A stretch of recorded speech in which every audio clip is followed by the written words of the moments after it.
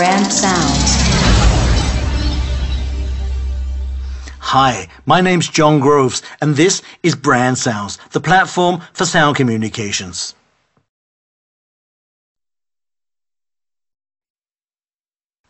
What is the difference between recognizable and memorable? Good sound communication should be memorable. Seems logic. Who'd want something you can't remember? But this parameter is a little difficult to quantify as it's highly subjective. As opposed to the systematic and quantifiable aspects of the sound branding process, memorability relies on the talents of a composer or sound designer intuitively creating something that will have the properties necessary for retention by the masses. Being distinct and unique is halfway there, but memorability is, by definition, the ability of being able to recognize and recall. This is important for building associations. One way to achieve memorability is to be catchy and make what the Germans call an earworm. It's a sort of mini hit that you can't get out of your head. But one note, or even just the sound, can be both distinctive and memorable. For instance, the first note of Sloop John B. from the Beach Boys, or the first chord of A Hard Day's Night by the Beatles. Both are instantly recognizable and unmistakable. They are so emblazoned in our minds that there's no doubt that they are in fact unforgettable. Thank you, Nat.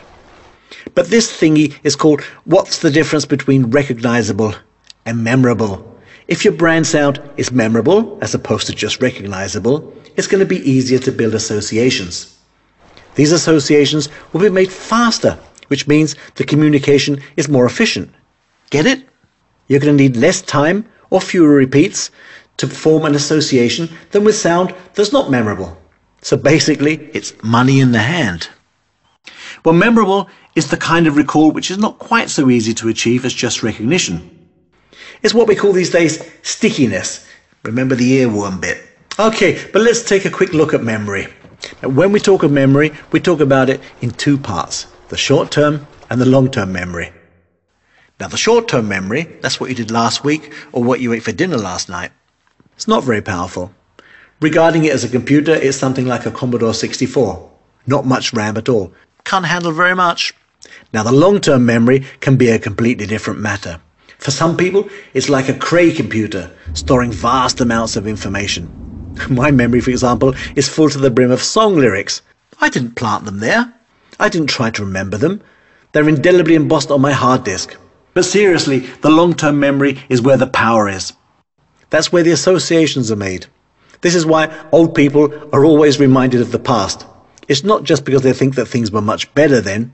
It's because long after their short-term memory has started to stutter, their long-term memory is filled with situations that will be recalled if triggered by the smallest stimuli. Music is such a trigger, and it can evoke memories. Like nostalgia, though basically this is a sad emotion, it can provide a warm and comforting feeling that may project favorably on a product. Even nuances and atmosphere suggested by music can enhance a listener's association to a memory or occurrence that they'll actually change or exaggerate in their memory of an associated experience. This strange but true phenomena is referred to as imagination inflation. And if you check into Google, you're going to find about 650 hits. There's also information that suggests that consumers' memories may be enhanced or even changed due to the music they heard in a TV commercial. This is great news. Okay, guys, take the studio off eBay, but now we're finally getting to the point. Having grown up in England, there's lots of jingles that are really planted into my brain, and they're still in my head today. Jingles like, "You'll wonder where the yellow went when you brush your teeth with Pepsodent," or for Esso, "Boom, boom, boom, boom, Esso blue." Or who knows the one about fairy? Probably none of you guys. "Now hands that do dishes can feel soft as your face with mild green fairy liquid." That's my childhood. I'm surprised that after 30 years or so, these melodies and lyrics are still so clear.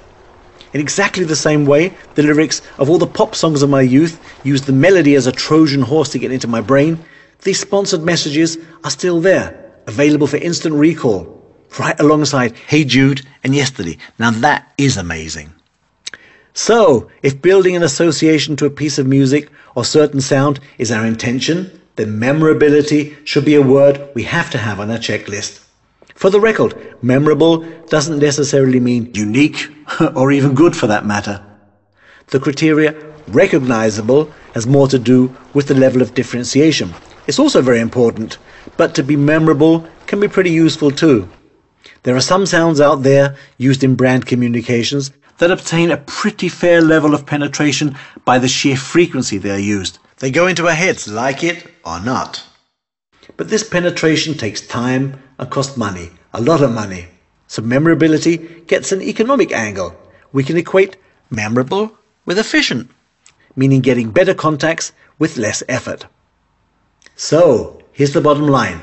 The more memorable a piece of music is, the less we'll have to hear it to make an association. And as it happens, memorable music is the creative bit that not everyone can do. And don't you forget it. Okay, thanks for watching. Brand sounds. Music.